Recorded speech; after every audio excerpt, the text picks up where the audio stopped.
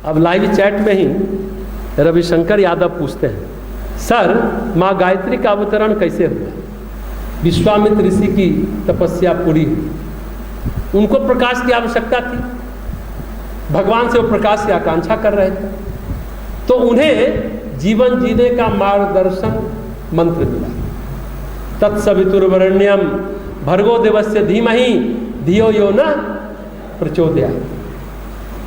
ये मंत्र जो है जीवन का मंत्र है, गायत्री मंत्र।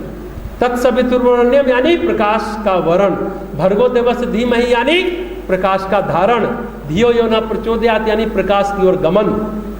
वरण, धारण और गमन यानी हम प्रकाशित मार्ग पर चले।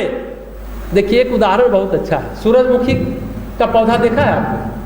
जिधर सूरज पूरब में है तो पूरब है, जैसे जैसे घूमता गया सूरजमुखी का पौधा भी उसी ओर मुड़ जाता है। हमें सूरजमुखी से सीखना चाहिए, तो फिर हमें गायत्री मंत्र का रहस्य पता चल जाएगा, गायत्री माता का भी रहस्य पता चल जाएगा। धरती पर गायत्री माता का प्रथम परिचय ऋषि विश्वामित्र ने कराया और यहीं से गायत्री मंत्र का आविर्भाव हुआ। इसलिए गायत्री मंत्र के ऋषि कौन है? विश्वामित्र। विश्वामित्र को समझने की कोशिश करेंगे तो हमें गायत्री माता भी समझ में आ जाएगी और गायत्री का मर्म भी पता चल जाएगा। वैसे पुराण में क्या कहा गया है?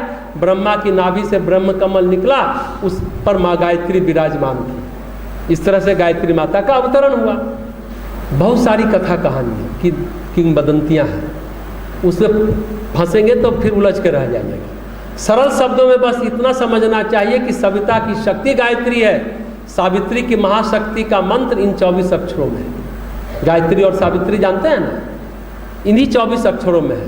पहली बार इसका अपनी साधना से विश्वामित्र ने धरती पर प्राकट्य किया, सबसे परिचय कराया और बताया कि गायत्री करने का मतलब है प्रकाश के सन्मुख, प्रकाश के अभिमुख होकर जीवन जीना। अब विश्वामित्र तो क्षत्रिय थे, नाम था विश्वरथ। गायत्री मंत्र जप करके नहीं, गायत्री मंत्र प्राप्त करके क्षत्रिय से ब्राह्मण बने। देखिए जप करते तो और प्राप्त करने में दोनों में फर्क है, इसको आगे समझिए। विश्वरथ से विश्वामित्र बने जब उनके मन में आया कि हम ब्रह्मर्षि बने, ब्राह्मणत्व को प्राप्त करें, क्योंकि उसके लिए उन्होंने क्या किया? तप किया। तप करते करते उनकी चेतना ब्राह्मी स्थिति को प्राप्त हो गई, मतलब शुद्ध हो गई, पवित्र हो गई। देखिए ब्राह्मण कोई जाति का सूचक नहीं है, जन्म से कोई ब्राह्मण नहीं होता या कोई कर्म से होता है शूद्र, वैश्य, क्षत्रिय और ब्राह्मण। तो ब्राह्मण कोई जन्म से जाति का सूचक नहीं है। ब्रह्म जैसी चर्या यानी शुद्ध जीवनचर्या, पवित्र जीवनचर्या, ब्राह्मी जीवन होगा तब ब्राह्मण होगा, ब्रह्म कहलाएगा। भगवान गीता में भी कहते हैं ब्राह्मी स्थिति को प्राप्त करने के बाद इंसान मोह में नहीं पड़ता है। यदि अंत काल में भी ऐसी स्थिति को प्राप्त हो जाए तो वह निर्वाण को प्राप्त हो जाता है। इस मानवीय चेतना में हम थोड़ा पशु भी हैं, थोड़ा इंसान भी हैं, थोड़ा राक्षस भी हैं। दोष दुर्गुण है ना जी इस मानव शरीर में। हम इसको धोते मांजते चले जाएं, धोने पर कीचड़ निकलता है यानी दुर्गुण निकलता है। तो विश्वामित्र के भी दुर्गुण निकले, लेकिन वे दुर्गुणों को धोते चले गए। दुर्गुणों में रस नहीं लिया विश्वामित्र ने, अपनी गलतियां रियलाइज करते चले गए, उसे धोते चले गए। और जब चित्त शुद्धि के अंतिम चरण में, अंतिम क्रम में पहुंच गए, तब उनकी चेतना भगवत चेतना के साथ एकाकार होने को हो गई, शुद्धता के चरम पर पहुंच गई। भगवान उसी को कहते हैं ब्राह्मी स्थिति।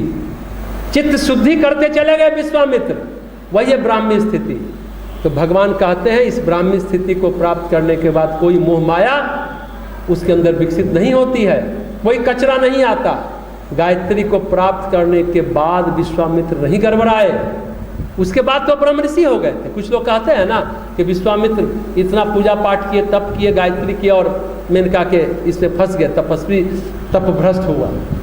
गायत्री मंत्र प्राप्त करने से पहले जो तप किया, प्रकाश का आवाहन किया कि प्रकाश चाहिए जीवन जीने के लिए, तो ये जीवन मंत्र मिला। कौन मंत्र? गायत्री मंत्र। उसके बाद वो नहीं गड़बड़ाया, उसका तो ब्रह्मर्षि हो गए। मेनका वाला प्रकरण उसके पहले का है। ये बात हम सभी को भली भांति समझना चाहिए। जो भी था वो सब पहले था। ब्रह्मर्षि बनने के बाद कोई माया मोह नहीं था। अगर विश्वामित्र की तरह हमारा व्यक्तित्व भी अहंकार से, काम से, क्रोध से कलुषित है तो उसे शुद्ध बुद्ध करें। पूछिए कैसे शुद्ध करें? सूर्य की ओर उन्मुख होकर के। सूर्य ही तो जगत की आत्मा है। आत्मा उन्मुख होकर के गायत्री मंत्र का जप करके, यानी प्रकाश का वरण करके, प्रकाश को धारण करके, प्रकाश की ओर गमन करके। 3 चरण है गायत्री के, प्रकाश का वरण, प्रकाश का धारण, प्रकाश की ओर गमन। प्रकाश तत्सवितुर्वरेण्यम महाकाली है, भर्गो देवस्य धीमहि महालक्ष्मी है, धियो यो न प्रचोदयात् महासरस्वती है। महाकाली, महा सरस्वती, महालक्ष्मी तीनों की साधना हो जाती है। आप गायत्री मंत्र का जप करते हैं। तत्सवितुर्वरेण्यम महाकाली क्या करती है? हमारे अंदर के तमस, आलस, प्रमाद, जड़ता, नेगेटिविटी को हटाती है। भर्गो देवस्य धीमहि यानी महालक्ष्मी क्या करती है? योग और ऐश्वर्य देती है। हमारे अंदर जो ऐश्वर्य के जो रजोगुण को नियंत्रित करती है, तमोगुण को काली, रजोगुण को लक्ष्मी नियंत्रित करती है। धियो यो न प्रचोदयात् महासरस्वती सतोगुण की अभिवृद्धि करती है, प्रकाश की ओर गमन ले जाती है, सत्व की प्रतिष्ठा हमारे जीवन में हो जाती है। तो गायत्री मंत्र का जप जरूर करिए।